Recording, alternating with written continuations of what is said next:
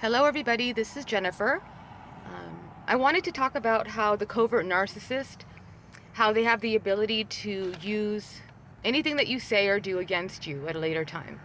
Because they have a secret vault that they have all this information in. And it could be something you said in passing, something you mumbled, or even something that you said as a joke. And this goes for things that you have done or haven't done, that it all applies. And it's funny because with narcissists, they have the ability to remember all of this, the tiniest things that they can distort and blow out of proportion to suit their needs. But they will not remember the things that they have done wrong, and they will not remember the things that you have done that benefits them or that is good. So, um, as an example, um, the way they twist your words when they want to, what happened to me was at one point my parents had called and we were doing something, me and my ex-narc, and I went, oh, it's my parents. Okay, that was it, nothing else. But at a later time, when I was talking about my parents, he said, well, who cares anyway? I mean, you hate your parents anyway. And I said, no, I don't hate my parents. He said, yes, you do. Like, you get annoyed every time you call. You don't even want to talk to them. It's like you hate them. And I felt bad about that. I was like, wow, is that how I made it seem? Because I don't. So I made it a point from then on to like not even make a gesture about that, when clearly I was just annoyed at that time. I do not hate my parents. Okay, and I think that's very clear, and it doesn't make me a vindictive person against my parents. And this side that I did at a later time, he used the opposite way.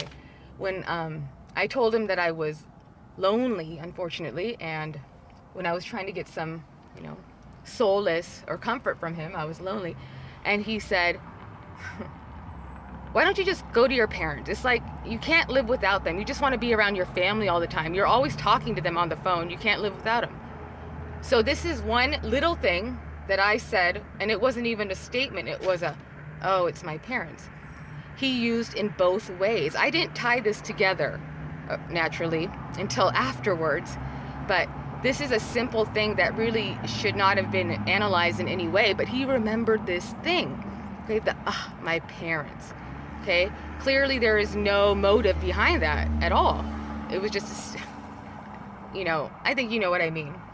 But it's things like that that they can remember and will make you feel terrible about and distort these things. I remember before I was with this narc, like officially living together, I flew out there maybe 15, 20 times. He lives in a different state, to see him. And I paid for every single flight except for one, okay?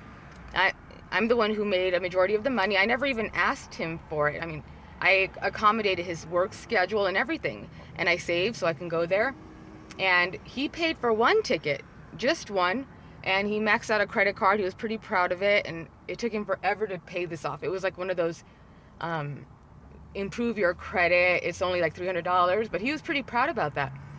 And one day when he was mad at me, he said, I don't know what else to do for you. Do you want me to pay for more plane tickets to get you here? Is that what you want? You want me to pay for more? And I was thinking, you mean other than that one? I mean, the fact that he remembers that one that he did, I think that is outrageous. I'm like, what about the 14 that I paid for? But he remembers what he did, and that's it. And he thinks that's sufficient. When I think any normal person, I don't think that they would bring that up knowing like, oh, this person paid for like 95%. I really shouldn't say anything. That's kind of a low blow. And he used this against me, and trying to make me feel bad because he paid for one. Okay? And when they have nothing to back it up to make you feel bad, if there's nothing that they can pull from their vault, their secret vault, they might just pull something out of their ass that's just bullshit to make you feel bad. Okay?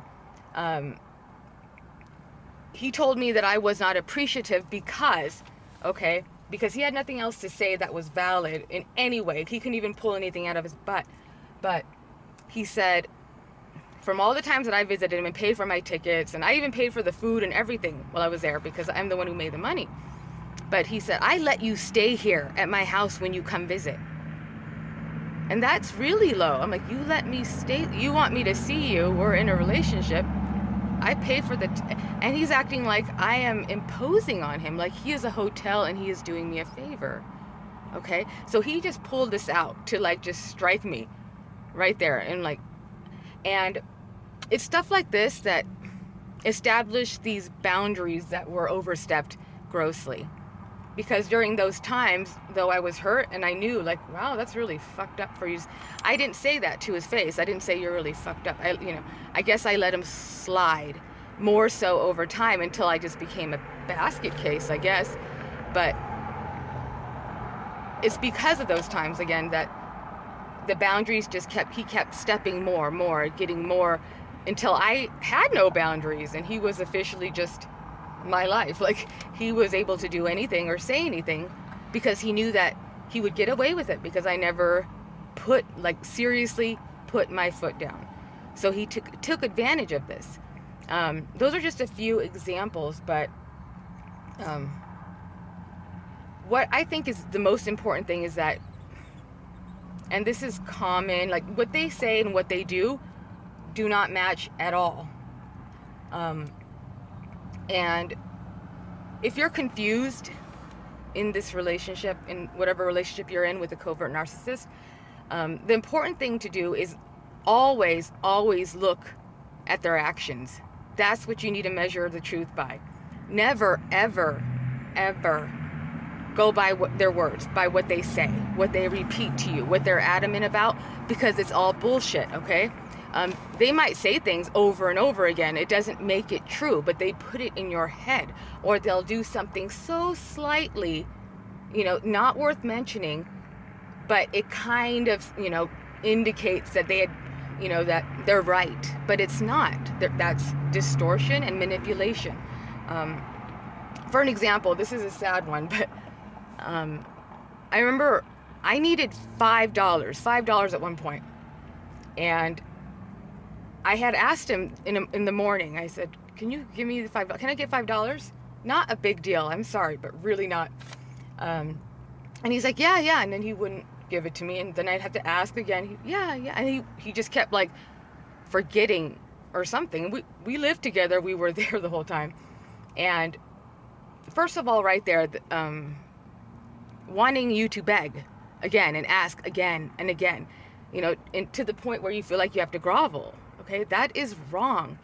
Okay, if somebody asks me, Jennifer, can I borrow $10? I'll be like, sure, let me get it for you. Okay, if I'm going to, I will give it to them. Okay, I don't need somebody ask me 5-10 times and keep forgetting. Okay, because first of all, I know that it's embarrassing to ask for money, and it's more embarrassing to have to ask several times, especially when you need this and you already feel a little embarrassed that you have to ask. But at this time, like, he didn't give it to me. I asked him maybe 3-4 times, hey, you gonna give me the $5?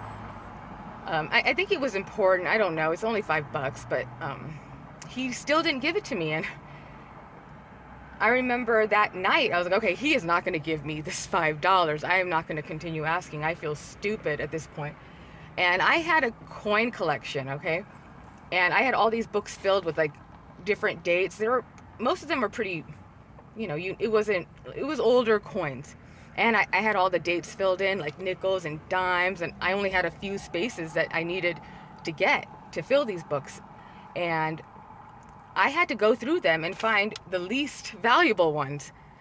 I mean, nickel for nickel, dime for dime. I didn't use the quarters, but dimes and nickels I went through to see which the least valuable were. And I popped them out and I was counting them.